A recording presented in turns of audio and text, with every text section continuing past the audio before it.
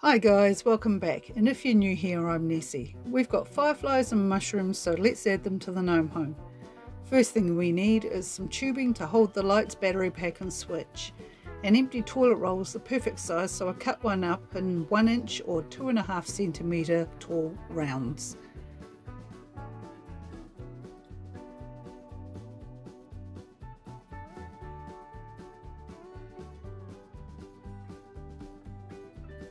Mark where you want the wires to come through.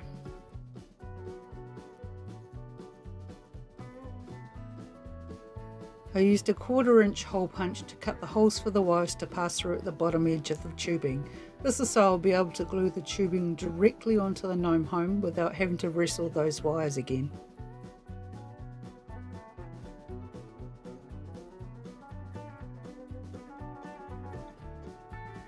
Okay, let's get on with it. I'm gluing one of the wires and the battery pack to the gnome home. The pack is intentionally being stuck on upside down, so I'll be able to switch it on and off or change the batteries with ease.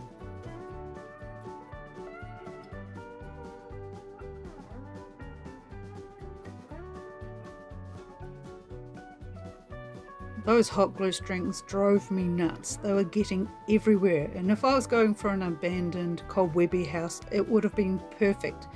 However, the gnomes prefer their house clean and tidy.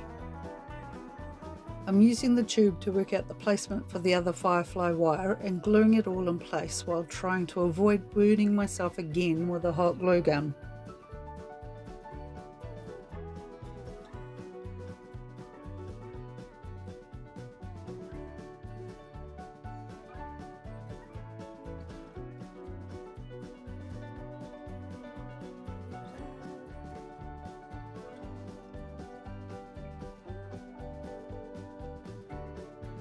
Watch for a quick cameo from Mr. Nessie.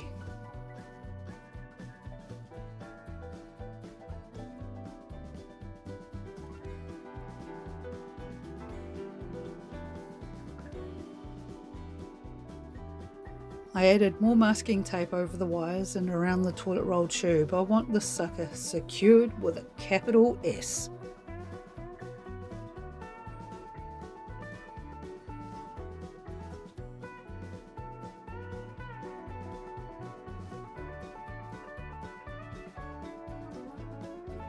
Don't forget, a full list of all the materials used in this video is in the description below. And while you're at it, check out the link to my Nessie Monster merch, where you can buy the cute designs I've created on stickers, t-shirts, mugs, phone cases and more.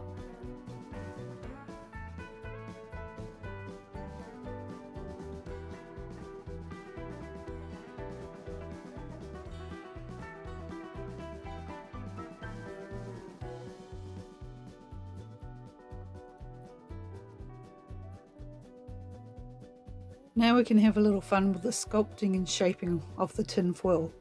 I had to remember to make enough surface area for the mushrooms to attach to, which is easy to do with foil and hot glue.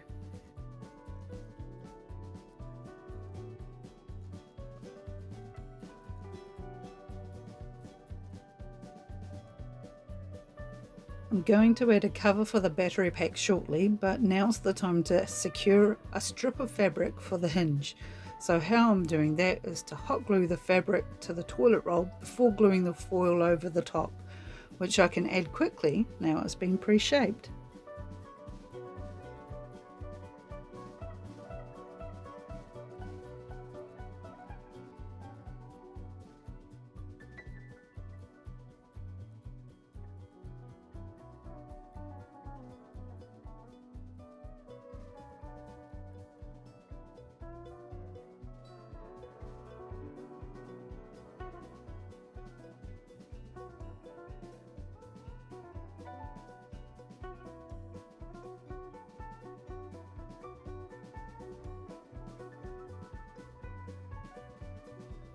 I cut a circle out of cardboard as the base for the cover.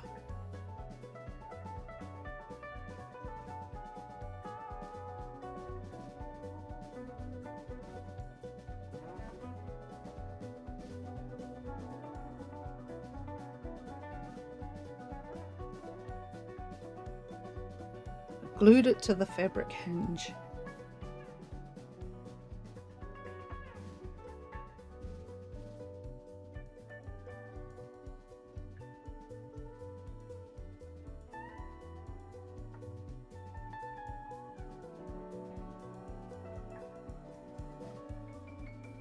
See, it covers the hole nicely, but I'm going to add some more foil on top because why not? Keep foiling stuff up.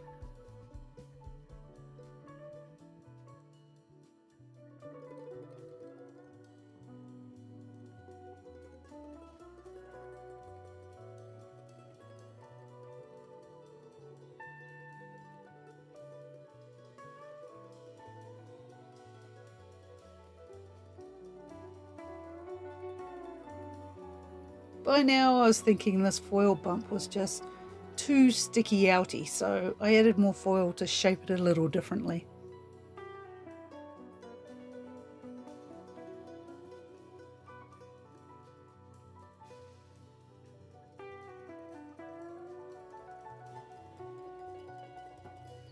The cover opens and closes nicely, so what I'm doing here is making a closure with a metal paper fastener and a magnet. It'll be just strong enough to stop the cover flopping open, but not so strong that I'll break a nail trying to open it. I glued the paper fastener to the inside of the tube with super glue gel and hot glue.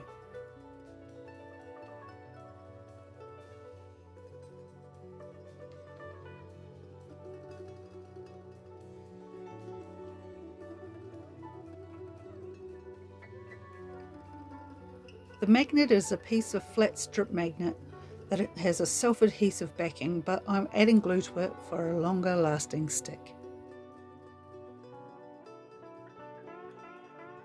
Just to make sure I stick the magnet in the right place, I put it on the paper fastener and press the cover flap onto it.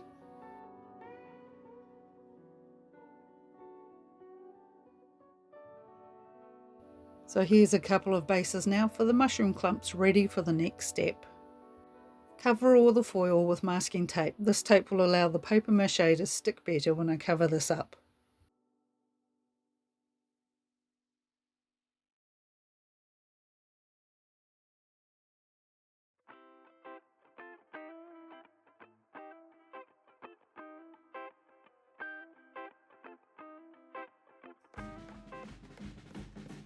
I like all the lumps and bumps, it adds texture to my tree bark. And now I'm using a mix of white glue and water to add torn pieces of black crepe paper all over the tape. Be sure to blend the edges well. Initially when I made the tree house, I've used tissue paper for the paper mache bark, but over time it's becoming a little brittle, so I'm hoping the crepe paper will be stronger.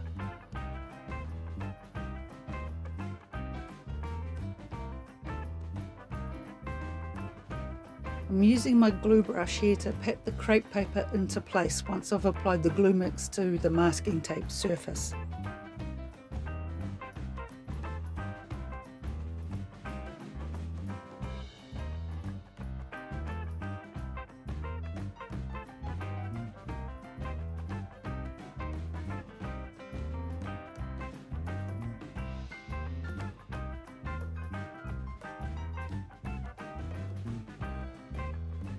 This is the clump bump or paper mache up, and I'll leave it to dry fully.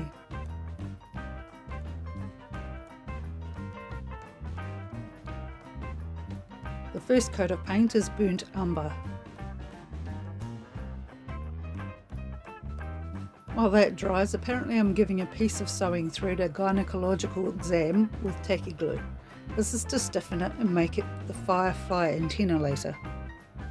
Back to painting, I heavy dry brush burnt sienna onto the clump bump. Follow that with raw sienna dry brushing. And then I got a little heavy handed with the light grey, but I wasn't worried because it's easy fixed, it's just paint. Tone down the grey with the driest of dry brushing of burnt umber again. I couldn't wait for it to all dry properly, so I got my hairdryer out. This next step could get pretty messy and I didn't want it to ruin all my hard work in the garden, so I've wrapped up the tree base with a plastic security blanket and I'm using both contact adhesive and hot glue to glue the mushrooms into place. I've already pre-planned where I'm going to position the mushrooms. I had to be careful so I could still open the cover with ease, but try to keep it looking naturally placed.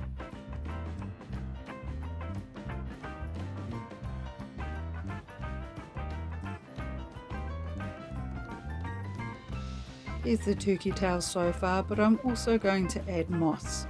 I have two types of moss to use. The first is a stretchy elastic fibre I thought would make good dangly bits, and the other moss is just the same kind I've used before, and I'm sticking them all down with tacky glue.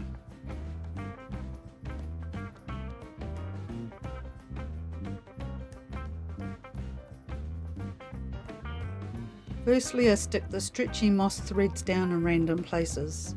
These threads love to tangle up with each other, so sometimes when you're trying to pull out one or two, you'll end up with 20.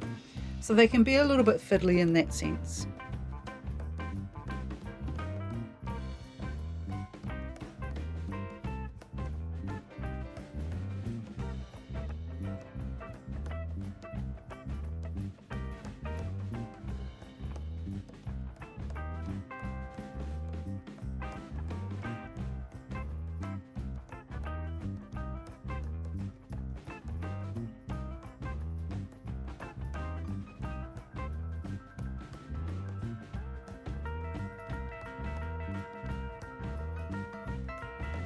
I'm getting near the end of this bottle of glue, so I'm having to shake the heck out of it to keep the glue flowing.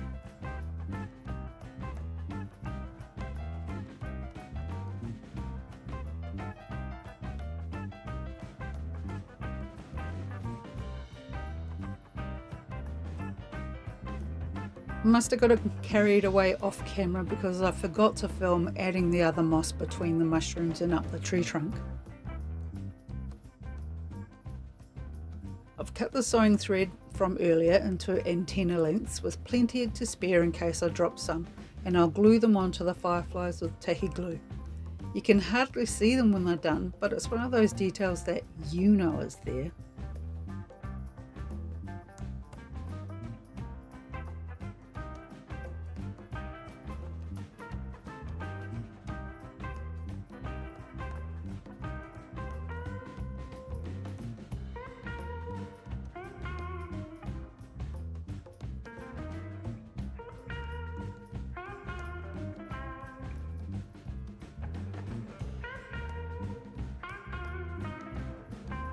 Remember this guy? I added him into the garden. Sandy's potting bench has been bothering me and it felt too empty, so I'm remedying that with a bunch of items out of my stash. First up is a little lantern.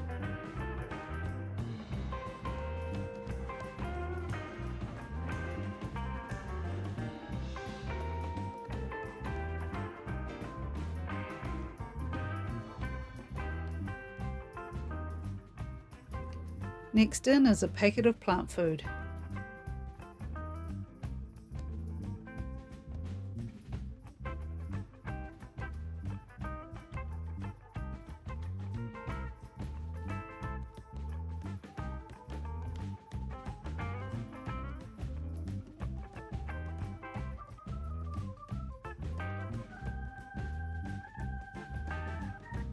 I have a whole lot of tiny seed packets that I'll glue together and stick them in a plant pot.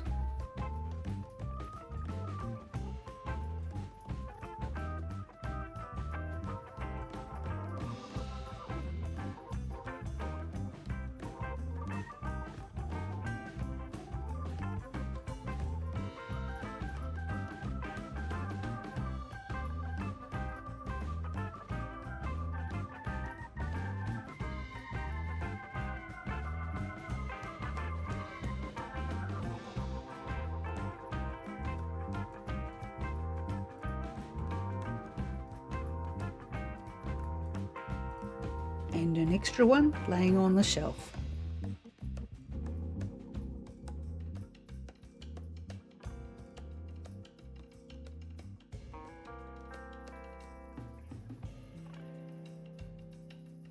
had a tiny plant book that I glued open to the bench and yet another seed packet on top of the pages, as if Sandy was looking up the plants.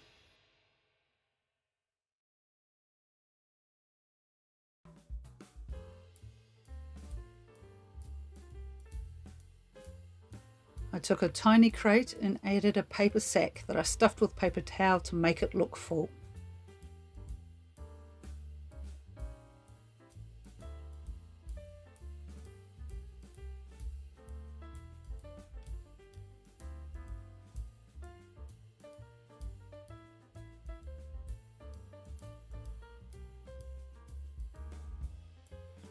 Then I added a stack of folded newspapers.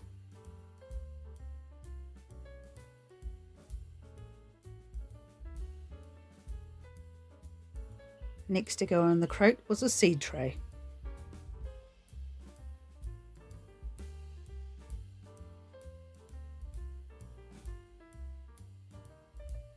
I glued the crate under the potting bench with the contact adhesive.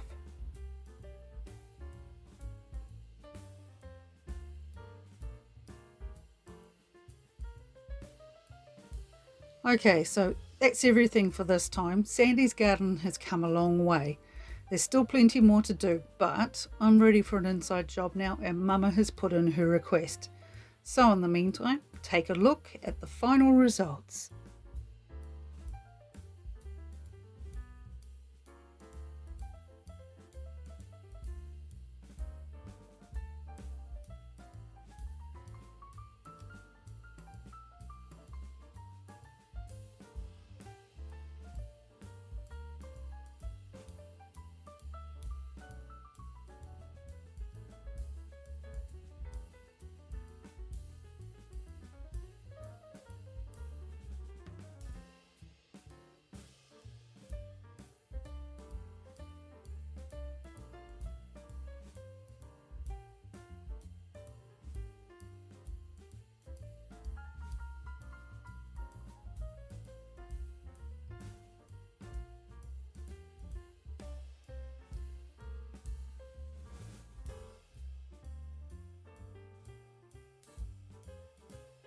If you've enjoyed this video, I'd really appreciate it if you hit the like button and subscribe to my channel. Ring the notification bell so you don't miss out on any new uploads, and leave a comment because I'd love to hear from you. It really helps my channel to grow. If you want to share your own crafty ideas and projects, join my Facebook page called Nessie Monster Crafts. And we have Fun Day Fridays where we can all show off our latest works in progress. If you can afford it, please consider buying me a coffee. Links for both my Facebook group and coffee account are in the description below. Thanks for watching, and I'll see you next time. Bye!